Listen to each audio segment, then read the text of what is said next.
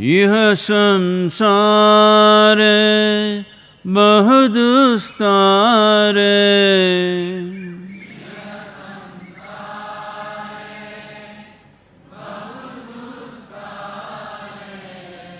kripaya pare pahi murare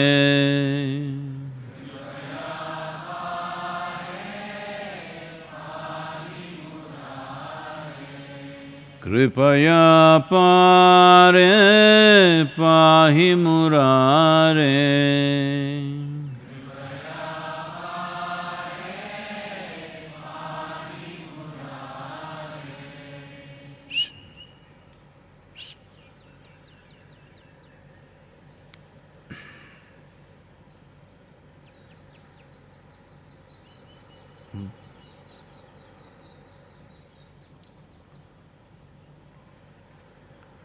Springtime, flowers and fruits in the trees. Of course, birds are very happy, you can see that. One is because there is so much fruit and luxuriant growth of greenery. Another is all human beings under lockdown. Double celebration they're all having. You saw the image going around in the ashram, on our rooftops the peacocks are dancing even when the peahens are not around. Just out of sheer joy, absence of human beings, they're just dancing. So,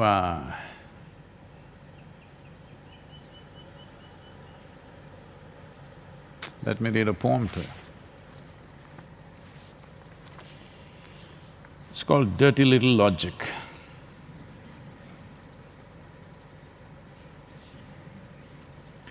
As flowers become fruits with a touch of magic spring, as flowers become fruits with a touch of magic spring, green leaves did become flowers, brown branches became leaves, knotted roots became a luxuriant tree exuding the very plasma of life. All this from the soil that some call dirt. Is this a dirty life or the magic of creation?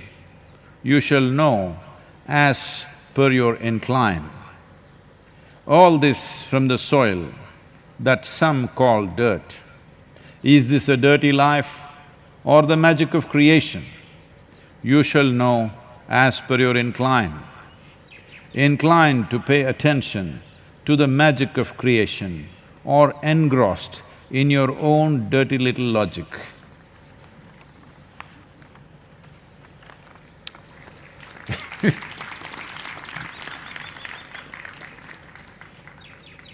It's called lock-up.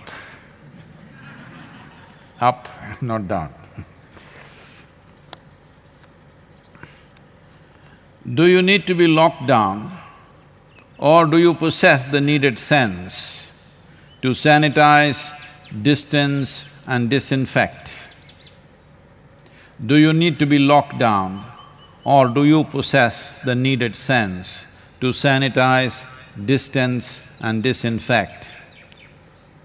Are you in appreciation of those who strive for you? Are you in appreciation for those who strive for you? Or are you a lout with a vulgar sense of entitlements? Or a religious nut who can only live well in a paradise elsewhere?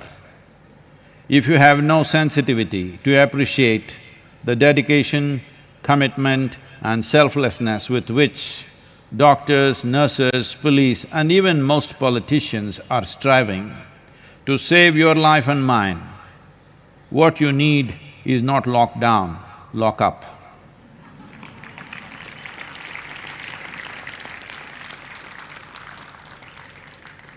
So lock down till May 3rd, after that lock up. Well,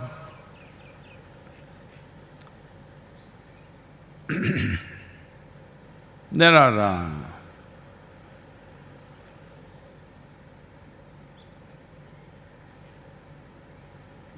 good news first or bad news?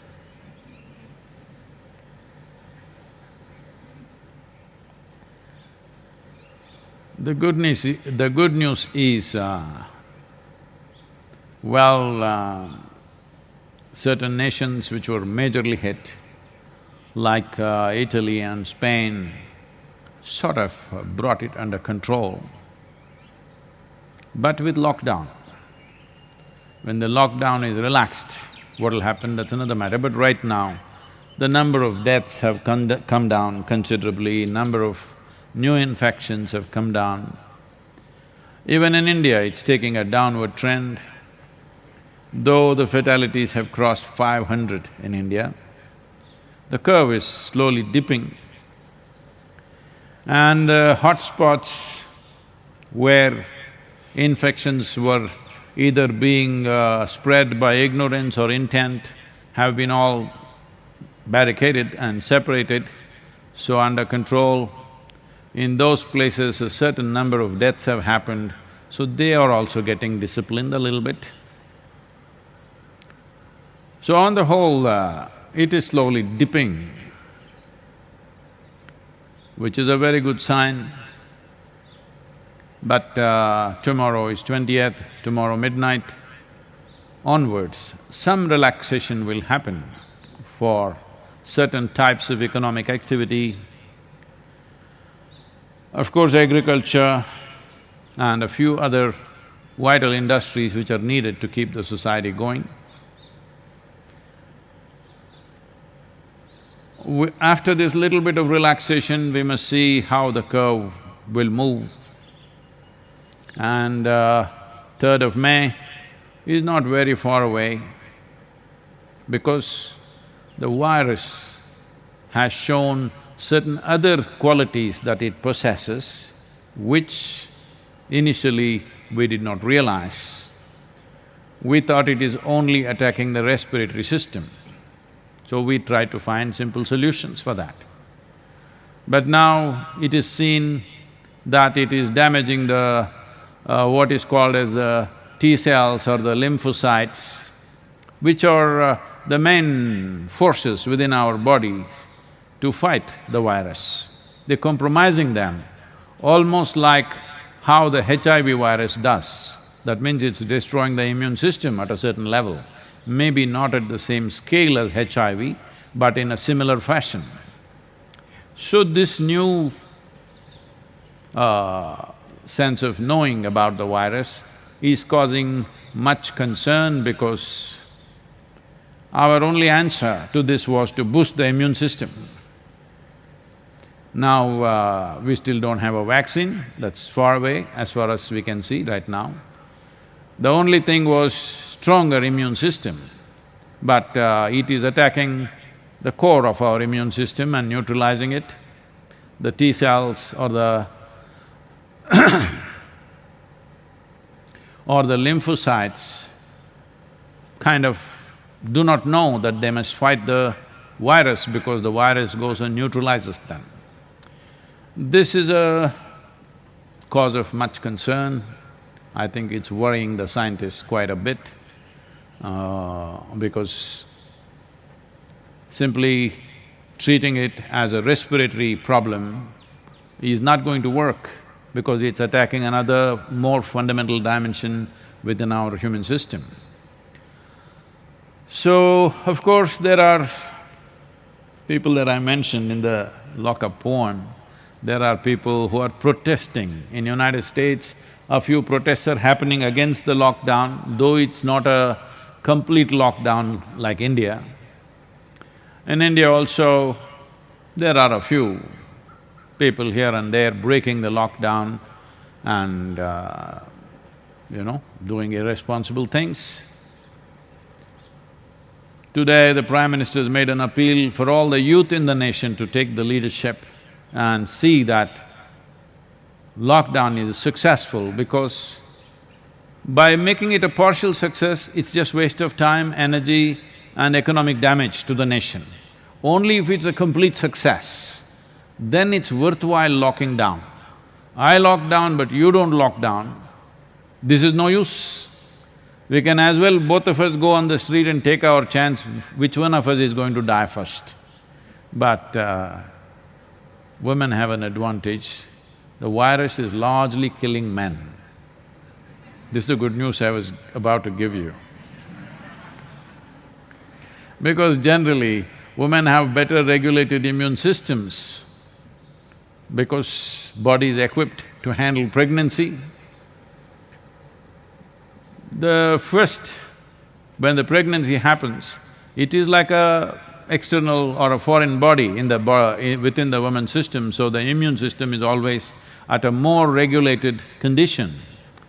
So, there are no numbers coming out right now, but generally people are saying it is largely men who are dying. Gender bias, even with the virus. Anyway, we are glad at least women will be safe.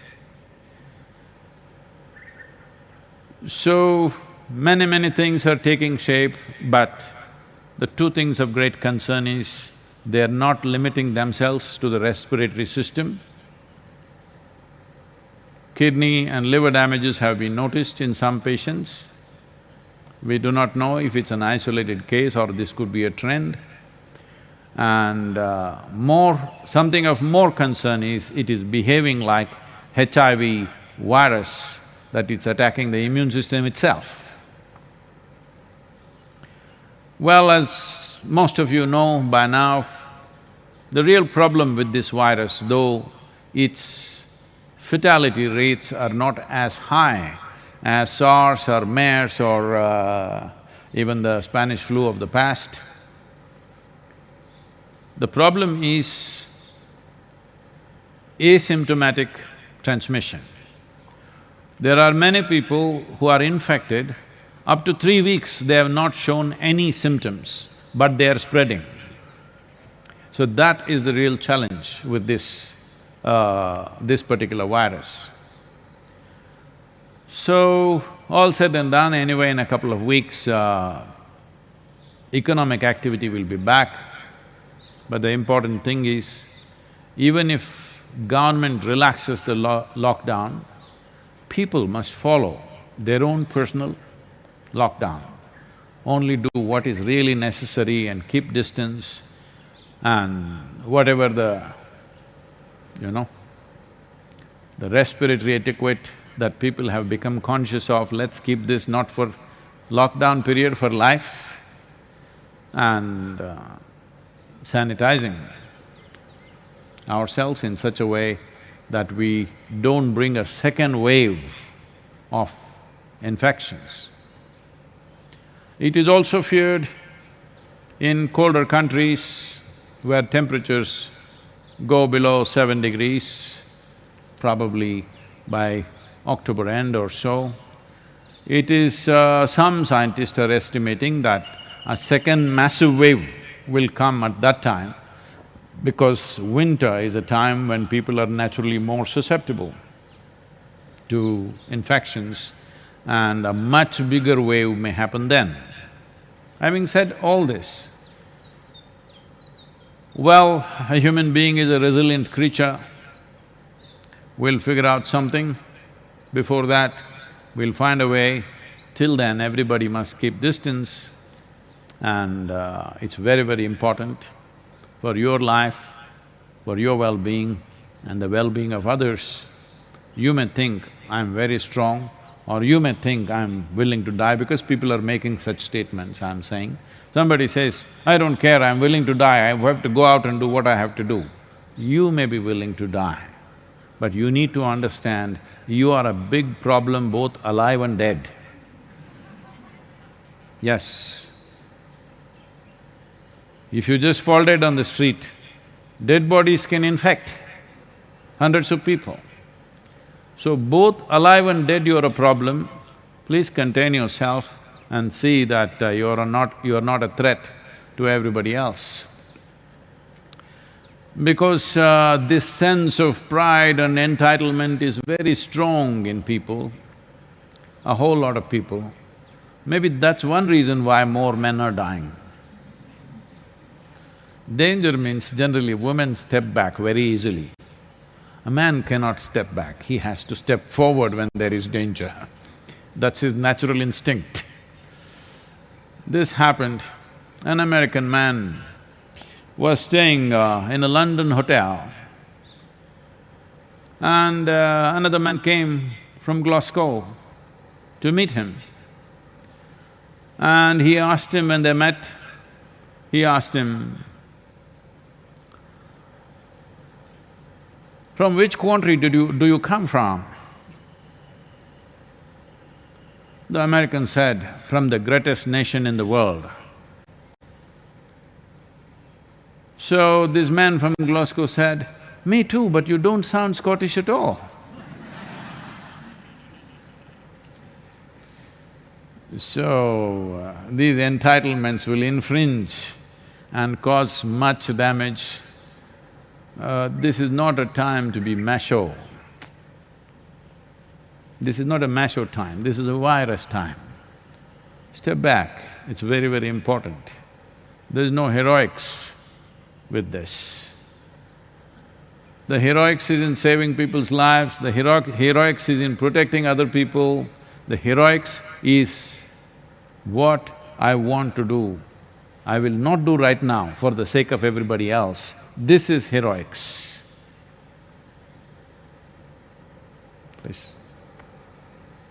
This question is from Rachel. Sadhguru, you are always making fun of the religions that promise us heaven, but you have also promised this is the last lifetime for all those who have been with you for a moment. How are these two things different? This is persisting, eh?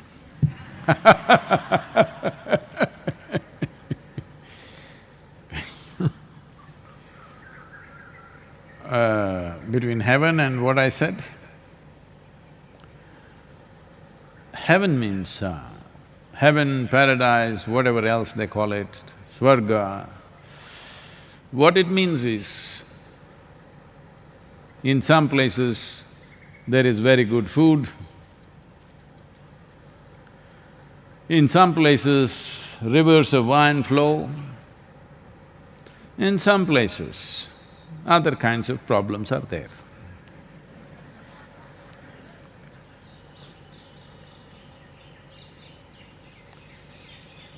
This happened in a very special state in United States of America called Alabama. And Sunday morning, the Sunday school teacher was going full fire. Unfortunately, the audience were not like you, all tiny tots.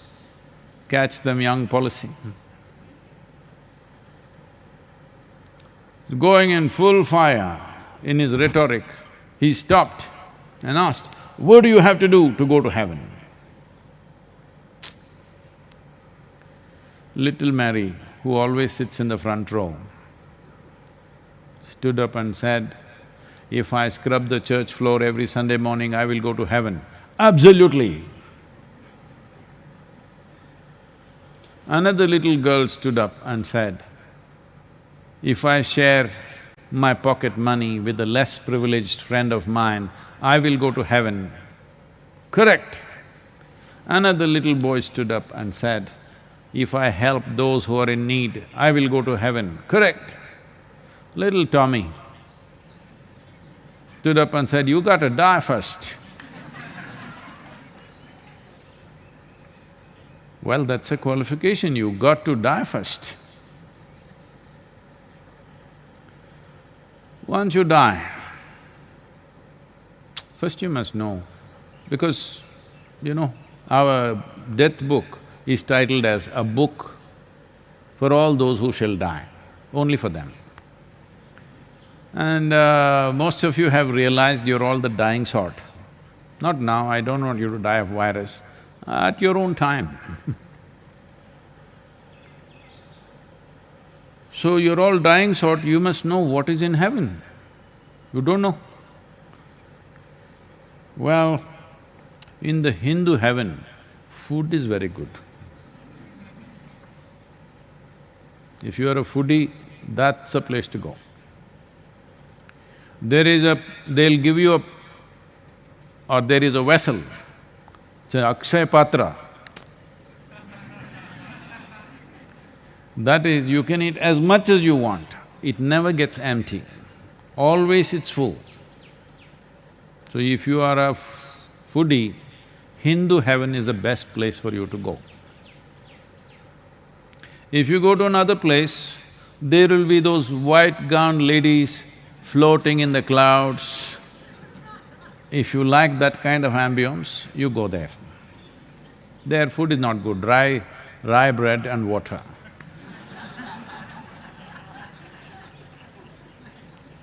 If you go to another place, you will encounter virgin problems. But to go to heaven, first you have to die. When you die, Mother Earth claims back your body one way or the other. So you went to heaven without your body. When you don't have a body, what do you do with good food and virgins? What is there to do? No wonder the vessel is always full and they always remain virgins.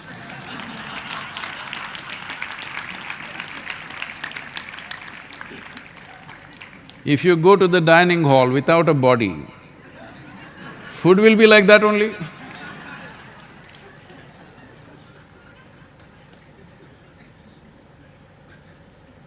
So, if you look at all the heavens in the world little carefully, you will see these heavens were made up in the minds of perverted men. Not even women didn't participate in the making of these heavens. Looks like that very clearly. Because you're only a thing, utility. You don't have a seat in heaven, I want you to understand, the ladies. That's why the virus is also not touching you.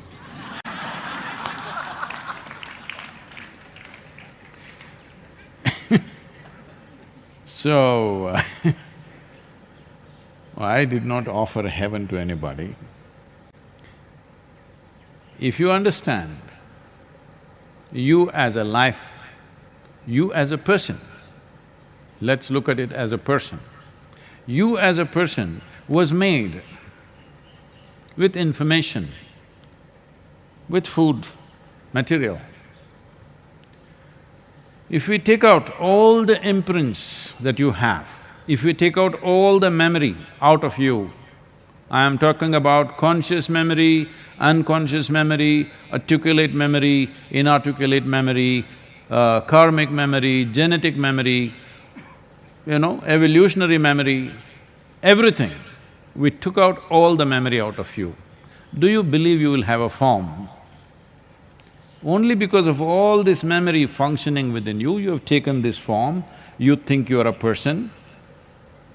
You're just a certain amount of very complex software, in a way.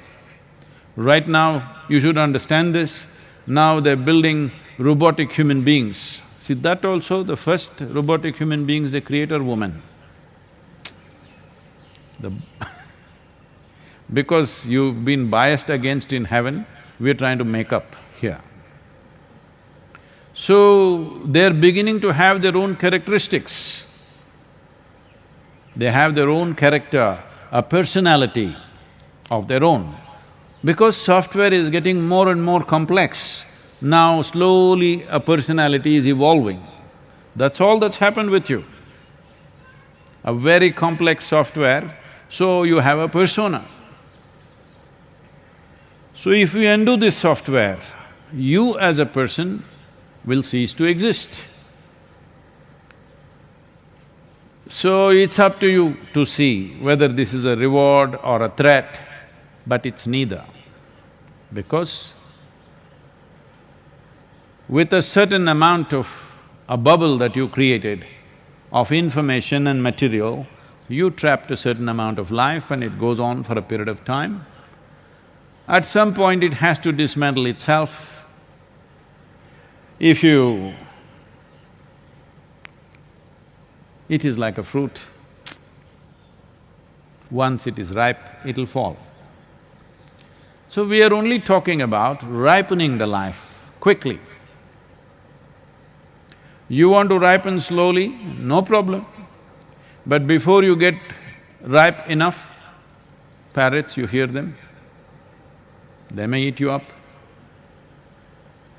Some local boy will throw a stone at you and you're down. Before you get ripe, so many things can happen to you.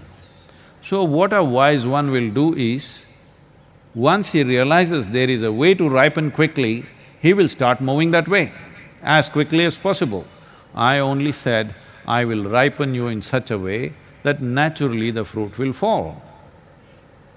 I didn't tell you I will throw you up into heaven. And I know if I give you a vessel which is full of food all the time, maybe limitless expansion will happen. That is not a good vessel. These vessels were imagined during times of famine and drought, when people had nothing to eat. What would they dream of?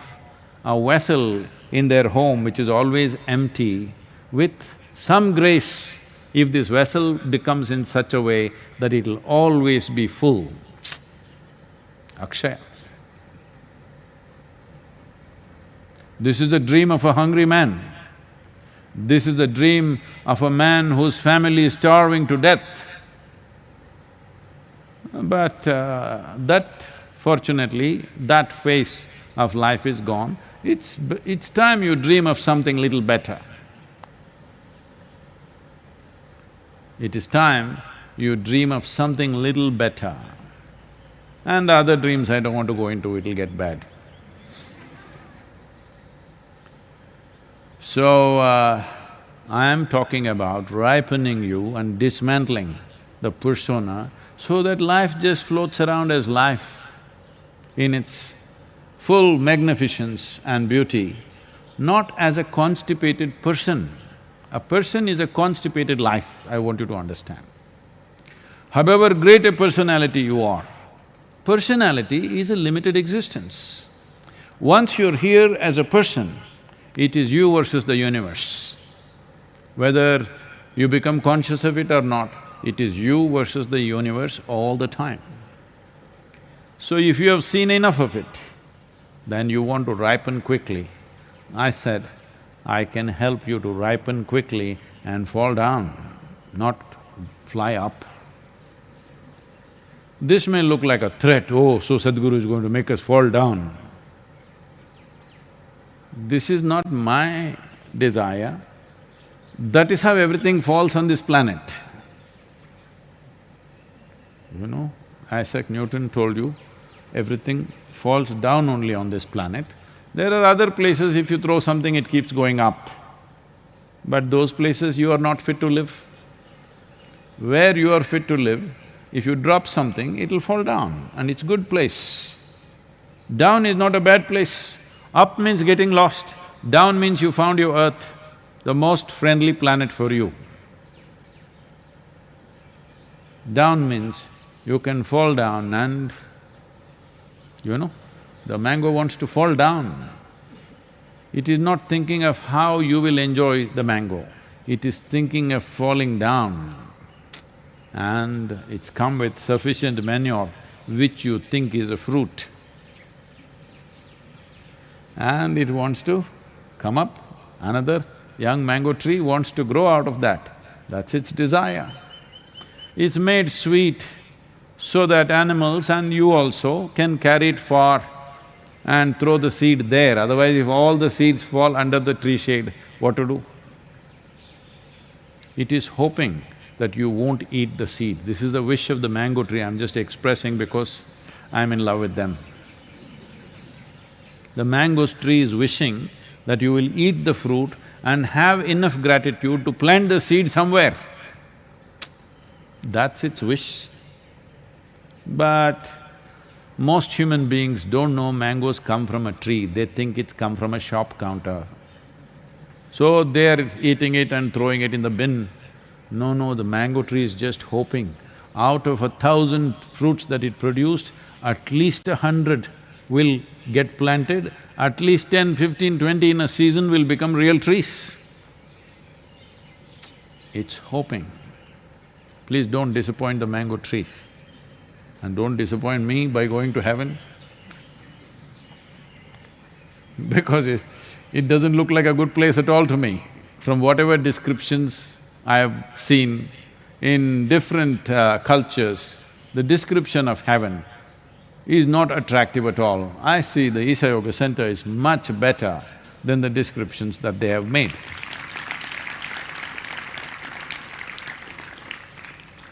Here the food vessels get empty the moment we've eaten.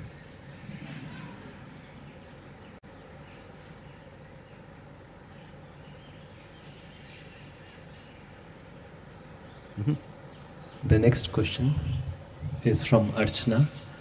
Namaskaram Sadhguru. Yesterday you were talking about devotion and belief.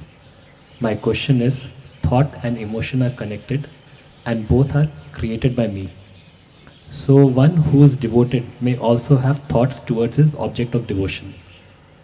And one who believes in something may have strong emotion towards that.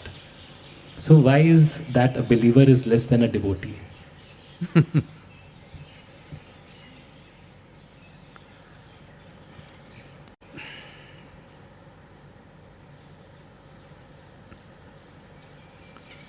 See, this part of the country particularly, almost the entire country, but particularly this part of the country, now a few things have changed, otherwise, anywhere you go across southern India, south of Deccan Plateau, wherever you go, hundreds and hundreds, why hundred? Thousands and thousands of Shiva temples. Devotees of Shiva. They spend their lives, everything, on just building one temple. Every king had to build one temple. Every family which is of some worth, they want to build a temple, putting all their money into it. If you look at the elaborateness with which they have built, you can understand they should have spent their entire everything they had. They themselves lived in small homes, but they built magnificent temples. Because this is devotion towards whom? Towards Shiva. Well, Shiva is a destroyer. Everywhere, everywhere, everywhere it is clearly said, he is not going to lift his little finger for you. But people built temples and temples for him, spending all their life's earnings on him. A man who is not going to give you anything. And not only that, he's always looking at you like he's going to destroy you.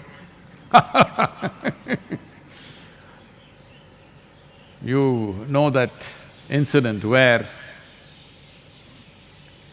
the seven sages, the Saptarishis, are after decades of studying and learning and experiencing with him, he says, you go out into different lands across the world, you must go and make people get acquainted with this science, the yogic science, 112 different ways. So they're all prepared, they don't want to go, but they don't want to leave him and go. But he's saying they must go, so they're leaving. So they say, you're sending us into strange lands. We don't know what kind of people we will meet. You must understand it's not 21st century, where you know what sort of people live in every corner of this world. In every continent, every little place, what sort of people live there, you know in some way. At that time, they don't even know in another part of the world whether there are human beings or giants or devils or who is there, nobody knows. So they are asking, when we go there, we don't know whether they will be receptive to us or not. So in case we meet those kind of situations, will you be there for us? He looked incredulous. He said, what? if you meet any kind of adversity like that, he said, I shall sleep. Why would you want to build a temple for this man? That's a devotee, I want you to understand. This is not coming from the intellect. But these seven sages went out without understanding what he said. Because when you sleep, you're one with everything. If you sleep consciously, you're 100% one with everything and consciously with everything. See, when you're awake, you are a person. When you sleep, you're just life. There's no limit actually. This is why we've been telling you, if you can cause that little awareness at that moment of going to sleep, from that moment of wakefulness to sleep, if you can be conscious, something phenomenal will happen. We've been telling you, but you've been sleeping. So he said, I shall sleep. He's not saying, I will be there, I will come and jump out of the sky and save you. Nothing, he says, I shall sleep. But the devotees don't care whether he will come, he will not come, he will do something, he will not do something. I'm saying there is no qualitative evaluation because they understand, because they know from their… it is not even understanding, they know from their innermost experience. Their devotion has transformed them in such a phenomenal way, they don't care if it comes or doesn't come. That's devotion. You cannot do this with your intellect. You cannot do something illogical with your intellect. You can do some lousy logic. What is that dirty little logic you can do? But you have to do some logic. Even the most illogical idiot has his own little logic, dirty little logic. But with your intellect, you cannot do something illogical because that's the nature of the intellect. So, belief is done on the level of your intellect. You are trying to make logic out of something where there is no logic. Everybody is looking up, heavenward. I'm saying this is increasing, I'm just saying. If you look at the old videos of 50s, 60s, where international football games, when people score a goal, they just jump in joy or shake hands, do something, they wouldn't hug each other because there were no deodorants at that time.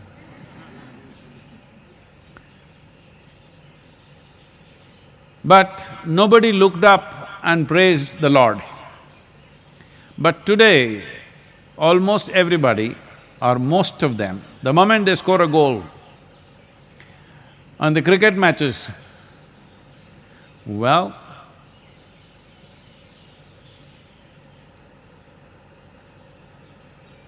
we've gone through this many times. The planet is round and it's spinning, you have no clue which is up. So definitely you have no clue what is up. Your goals are coming from there? No, it is just that you're trying to build confidence. So essentially, you build confidence, belief builds confidence. Confidence will not give you clarity. Confidence will give you a bull-headed approach to life. You can dose yourself through life. Sometimes it works, unfortunately. That is not the nature of devotion. Just see how a devotee stands, he's never confident, always like this. But believers, because you believe some nonsense, you made it up. A devotee has not made up anything, he's just softened himself in such a way that life happens in a way that logic can never do, an intelligence beyond the limitations of your logic. Anybody who's applied their intellect substantially If you apply your intellect, within no time you will hit the limits of where it is. Most people have never applied intensely enough, so they think their stupid little, dirty little logic. Maybe we should publish this poem. I'm beginning to like it. This dirty little logic is limitless. So with this dirty little logic, it is your dirty little logic that right now where you live is not good. Your accommodations are not good. People that you live with are making you miserable. So with your dirty little logic, you created a better place up there. A devotee is not creating any place up there. He doesn't care whether he goes up or down. All he knows is his heart is overflowing with the sweetness of his own existence. Well, he may use a tool, he may use something to inspire him, but he is not making up things. So this is a fundamental difference between belief and devotion. It's like this. Legs are for walking, hands are for doing things. But if you train your hands very well, you make it very strong, you can walk on your hands. And there are people who are handicapped, somebody has lost their arms, they are doing all kinds of incredible things, artwork with their feet. Some are doing, it's fantastic. But are your legs designed to work and hands designed, arms designed to walk? It is not. Similarly, your intellect is designed to dissect, to look at things logically and decipher a few things for yourself, for your survival. Your emotion is not created or doesn't have the ability to decipher things. It knows only how to embrace something. If you want to know the sweetness of life, your emotion should flow. If you want to figure out a few things, your intellect should function. But now you're using your intellect like emotion, and emotion the only emotion most people know is stress, anxiety, resentment, anger. Once in a way, only on the Facebook they feel some love, because that's the safest place. That is the safest place for a love affair because you never have to encounter those people.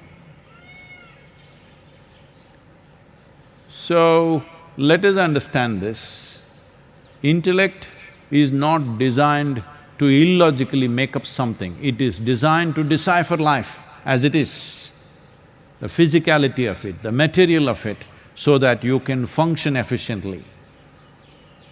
Emotion is not designed for that. Emotion is designed for you to experience life intensely.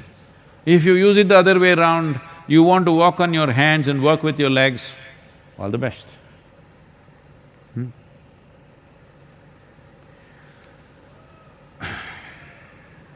It's like, this happened.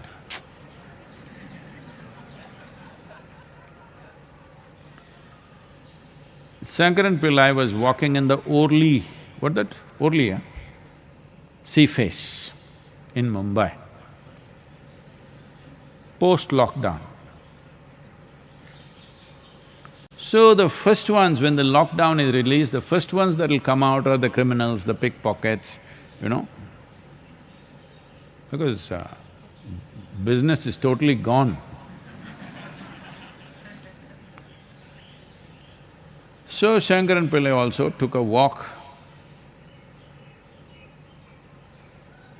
So an armed thug pulled out a country-made pistol, put it to his head and said, "I'll blow your brains out, just give me the money."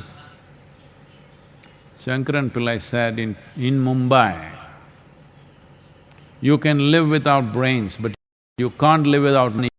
You can blow as much you want, you're not taking my money. Brains needed, intellect needed for something, other things needed for other things.